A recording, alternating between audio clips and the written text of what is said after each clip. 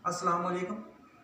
मैं कुरेटा से हूँ ज़ाहिद सुल्तानी। आज हमारे साथ मौजूद हैं प्रोफेसर इजाज़ अहमद और हम आपको ये बताते चलें कि इन्होंने महकमा तालीम में एज़ ए लेक्चरर 15 साल जॉब की है और इन्होंने 2 मरतबा PSC भी पास किया है। और 15 साल के बाद जब ये 2 मरतबा PSC कर चुके थे, अब हुकूमत आज़ाद कश्मीर ने इनकी इस जॉब से हटा दिया है।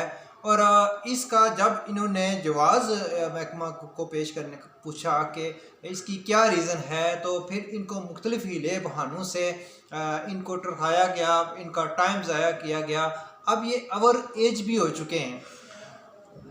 नाज़रीन, ये सारी गुफ्तगू सुनने के बाद आपने खुद ये फ़ैसला करना है कि जो एक उस्ताद है और अपनी ज़िंदगी का बेहतरीन हिस्सा महकमा तालीम को देता है, इस मुल्क की आने वाली नस्लों का मुस्तकबिल संवारने के लिए देता है, क्या ऐसे लोगों के साथ ऐसा करना चाहिए? फ़ैसला आपने करना है। अस्सलाम वालेकुम प्रोफेसर इजाज़ अहमद साहब, आप कैसे हैं? वालेकुम सलाम। बहुत शुक्रिया, आपने टाइम दिया। आप ये बताइएगा कि आपने 15 साल महकमा तालीम में एज ए लेक्चरर जॉब की है और मुख्तलिफ कॉलेज में आपने खिदमत दी है, और कॉलेज में खिदमत देने के बाद अब आपको 15 साल की जॉब के बाद महकमा से सुबकदोश कर दिया गया है। अपनी कहानी खुद सुनाइएगा। बिस्मिल्लाहिर्रहमानिर्रहीम। अस्सलाम वालेकुम नाज़रीन, मैं बहुत शुक्रगुज़ार हूँ ज़ाहिद साहब आपका भी कि आपने मुझ जैसे नाचीज़ को यहाँ मदऊ किया और मैं अपना पैगाम जो है वो लोगों तक, आवाम तक और अरबाब इख्तियार तक ये बात पहुँचा सकूँ। दरअसल बात यह है कि मैं 2006 से ऑनवर्ड जो है वो मैं जॉब में था। तो अक्टूबर 2019 में मुझे जो है वो एक PSC करके आने वाले उम्मीदवार की जगह रिप्लेस करके मुझे फारिग करके घर भेज दिया गया। उसके पस पर्दा हक़ाइक़ क्या हैं या क्या मामला था, महकमा के पास उसकी जो वज़ीयत क्या थी, मुझे ये मालूम नहीं है। लेकिन ये जितने भी हमारे अवामी हल्के हैं, इस चीज़ को उन्होंने मेरे हमदर्दी के इजहार के तौर पर उन्होंने कहा ये बड़ी ज़्यादती हुई है। तो बहरहाल बात कुछ यूँ थी कि मैं चूँकि मुझे जब फारिग किया गया तो मैंने महकमा से जाकर रजू किया इस मामले में। तो उन्होंने मुझे कहा जी कि आपकी सर्विस ब्रेक हो गई थी या जो भी था। हालांकि वो हाई कोर्ट का फ़ैसला था जिसकी वजह से मैं पहले भी एक दफ़ा ऐसा हुआ मेरे साथ और मैं बहाल हुआ था। अल्हम्दुलिल्लाह वो पूरी मेरी सर्विस भी काउंट हुई और मुझे उस अर्सा की तनख्वाह भी जो है वो दे दी गई। तो कहने का मकसद ये है कि यहाँ पर भी जो मुझे फारिग करने का जवाज़ बनाया गया, पहली तो चीज़ ये थी कि हमारे ज़िले के अंदर कम अज़ कम 4 पोस्टें मौजूद थी, मेरे फारिग होने का जवाज़ ही नहीं बनता था। और उन 4 पोस्टों पर मुख्तलिफ़ जगहों से लोगों का तबादला करके उनको फिल भी किया गया और मुझे फारिग करने का जवाज़ बनाया गया। पहली बात ये थी ज़्यादती वाली। दूसरी बात यह है कि जो महकमे के पास क्राइटेरिया था फारिग करने का, वो एक रूल्स हैं कि वो ये है कि या तो किसी मोस्ट सीनियर को फारिग किया जाए और या किसी मोस्ट जूनियर को फारिग किया। अब सितम बराए सितम ये हुआ कि सब उसमें इस वक्त जो महकमे के पास काम करने वाले लोग हैं मेरे सब्जेक्ट में, इस्लामिक स्टडीज़ में, वो 7 बंदे इस वक्त जो हैं वो मुझसे जूनियर वो काम कर रहे हैं और 2 बंदे मुझसे सीनियर वो भी काम कर रहे हैं। अब इस चीज़ की मुझे नहीं समझ आई कि वो दरमियान से मुझे किस बुनियाद पर उन्होंने निकाल कर फारिग दी है। आपने वज़ीर तालीम आज़ाद कश्मीर, सेक्रेटरी कॉलेज आज़ाद कश्मीर और इसके अलावा जितने भी ज़िम्मेदारान हैं महकमा तालीम के, आपने उनको अदालती फ़ैसला नहीं दिखाया और आपने उनको कहा नहीं, एप्लीकेशन नहीं दी कि ये मेरे साथ ज़्यादती है?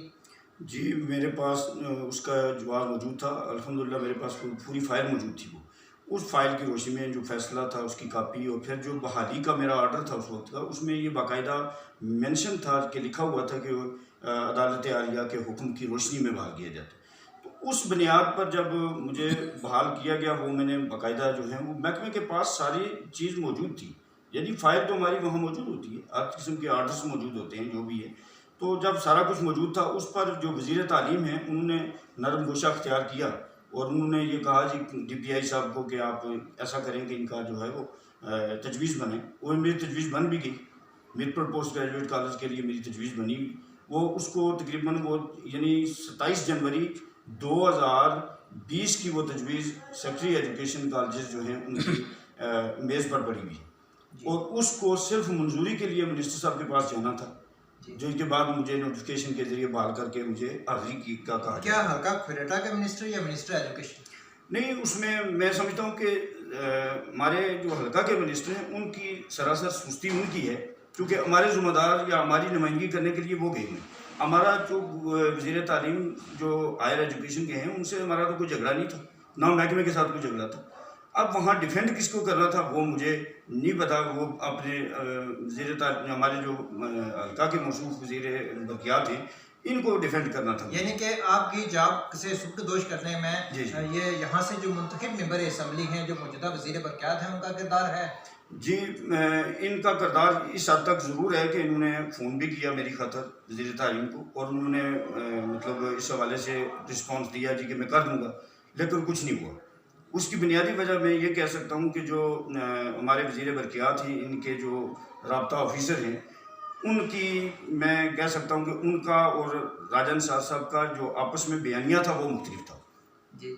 उसकी वजह मुझे नहीं पता क्या थी कि राय साहब शायद कोशिश कर रहे थे, लेकिन जहांगीर साहब जो हैं वो हमें कुछ कहते रहे, महकमे को कुछ कहते रहे। उसमें और भी बसे पर्दा बहुत सारी बातें हैं कि जिसमें मैं ये कह सकता हूँ बरमला तौर पर कि शायद मेरे पास इतनी मालियत नहीं थी, तो अगर मेरे पास कोई मालियत होती तो शायद मैं भी आज बहाल हो जाता। उसकी बुनियादी वजह यह है कि हमारे कुछ दोस्त जो अभी ये डाक यहाँ सर्विस कर रहे हैं जिनको ख़तरा था, उन्होंने एडवांस रब्ता किया, उन्होंने कुछ मामलात दो की तहत मामलात किए, वो बच गए और मैं रह गया। इस वजह से शायद मैंने नहीं दिए, और ना ही मेरा सब्जेक्ट इस बात की इजाज़त देता था कि मैं ऐसा कर सकूँ। आप हमारे चैनल के ज़रिए secretary education, minister education, chief secretary Azad Kashmir, वज़ीर आज़म आज़ाद कश्मीर, सदर रियासत, चीफ जस्टिस आज़ाद कश्मीर और मुतसबी आला आज़ाद कश्मीर को क्या पैगाम देंगे? मैं इसमें यही पैगाम दूंगा कि रियासत जो है वो एक माँ का दर्जा रखती है, और जब माँ अपने बच्चों के कलेजे निकालना शुरू कर दे तो फिर मेरे ख्याल में उसको माँ कोई नहीं कहेगा। तो मेरा सिर्फ ये मुख्तसर सा मैसेज है कि मेरे साथ क्या हुआ इस अर्सा 1.5 साल के अंदर, मैं किस करब और किस तकलीफ़ से गुजरा हूँ, मेरे क्या मसाइल बने, वो मेरा रब जानता है कि मेरे साथ क्या हुआ या किस तरह की बात हुई। और बाकी जो मामला रहा ये मैंने अल्लाह के इंसाफ पर छोड़ा हुआ है। मुतसिब आला आज़ाद कश्मीर जो हैं उनके पास मेरी दरख्वास्त जो है वो पहले से मौजूद है जी, और वो बल्कि इस मेरी टर्मिनेशन से पहले की दरख्वास्त मौजूद है, लेकिन ताहाल उस पर भी कोई अमल दरामद नहीं हो सका। तो यही मेरा पैगाम है कि जो इंसाफ है वो मुझे मिलना चाहिए, और मेरे साथ जो ज़्यादती हुई है उसका अजाला होना चाहिए। चूँकि मैं उम्र के ऐसे मुकाम पर खड़ा हूँ कि जहाँ से अब मेरा किसी तरफ भी कोई पुरसान हाल नहीं हो सकता, और ना ही मेरे लिए कोई और काम है जो मैं कर सकूँ।